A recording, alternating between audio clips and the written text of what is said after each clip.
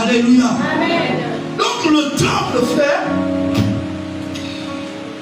l'homme, un homme infirme, allons-y dans notre texte, un homme infirme de naissance. Waouh, pourquoi la Bible insiste de naissance? J'étais étonné lorsque l'Esprit de Dieu a ouvert mes yeux. Et ça ne fait pas longtemps que l'Esprit de Dieu a ouvert mes yeux sur ce que je suis en train de vous dire. On dit deux hommes montés au temple. Monter signifie faire des pas. Lorsque vous étudiez les expressions en grec, faire des pas, marcher, alléluia, aller vers un but. Monter aussi dans le sens de s'élever, dans le sens de monter. Est-ce que vous comprenez? Mais aussi c'est dans le sens de faire les pas. Amen, amen. Ou avec ceux avec quoi on fait les pas. Est-ce que vous comprenez? Donc ce matin, en partant de chez toi, à ce moment tu as marché, à ce moment tu as fait des pas, physiquement tu as fait des pas, mais en venant en ces lieux, Dieu avait déjà vu, n'est-ce pas, ta vie, Dieu avait déjà vu tes besoins, Dieu avait déjà vu tes problèmes, Dieu avait déjà vu, n'est-ce pas, ta situation, et toi tu as fait des pas, pour aller où? Pour aller au temple. Est-ce que vous comprenez cela? Pourquoi? Qu'est-ce qui t'a motivé? Qu'est-ce qui t'a poussé d'aller au temple?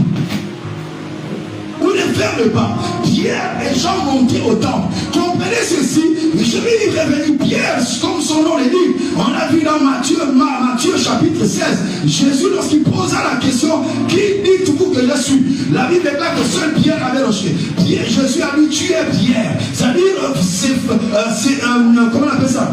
C'est vase. Ça signifie rocher. Pierre est le rocher. Donc le rocher montait au temple. Il était accompagné de qui? De Jean. Jean signifie la faveur, donc la grâce de Dieu. Donc il y avait le rocher et la faveur de Dieu qui montait au temple. Il n'y avait pas, pourquoi on n'avait pas ajouté Jacques?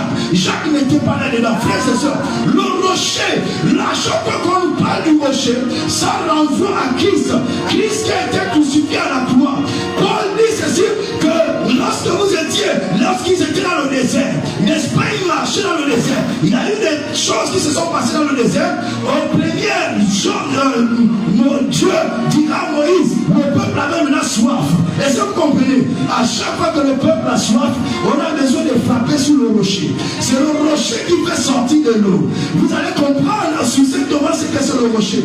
Vous trouverez cet événement dans Nombre chapitre 16, on en parle. Deuxième fois aussi, au lieu de parler, il frappe maintenant encore le rocher. La première fois on devait frapper, mais la deuxième fois on devait simplement parler. Mais au lieu qu'il parle, dans sa colère, il frappa le rocher. À cause de cela, Dieu a dit, tu n'entreras pas à Canaan, physiquement. Vous comprenez? Il n'est pas entré physiquement à Canaan. Il a été mis de côté. Quand bien même des années plus tard, dans Matthieu chapitre 17, on voit Jésus à la montagne de la transfiguration, Moïse apparaît. Mais pourquoi Moïse apparut? Parce que simplement, avant de se séparer avec le peuple d'Israël, Moïse était monté sur le mont Nebo, là où Dieu l'avait dit, monte et meurt. Monte sur cette montagne et meurt. Lorsqu'il était monté, il avait vu, n'est-ce pas, le territoire d'Israël. Est-ce que vous comprenez ça? Or, tout ce que tu vois spirituellement, tu peux y entrer. Tu peux prendre possession. Voici pourquoi dans Genèse chapitre 15, Dieu avait attrapé Abraham par la main, il lui fit sortir, il lève les yeux et compte les étoiles du ciel.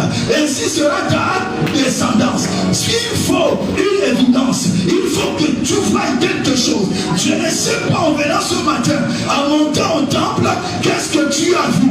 En toi, qu'est-ce que tu as vu? Est-ce que tu as vu la colère? Est-ce que tu as vu le découragement? Est-ce que tu as vu, n'est-ce pas, je ne sais pas trop, toutes sortes de situations, la maladie sur ton corps? Qu'est-ce que tu as vu? Est-ce que tu as vu la délivrance de Dieu? Est-ce que tu as vu selon ce que Dieu voit? Est-ce que vous comprenez?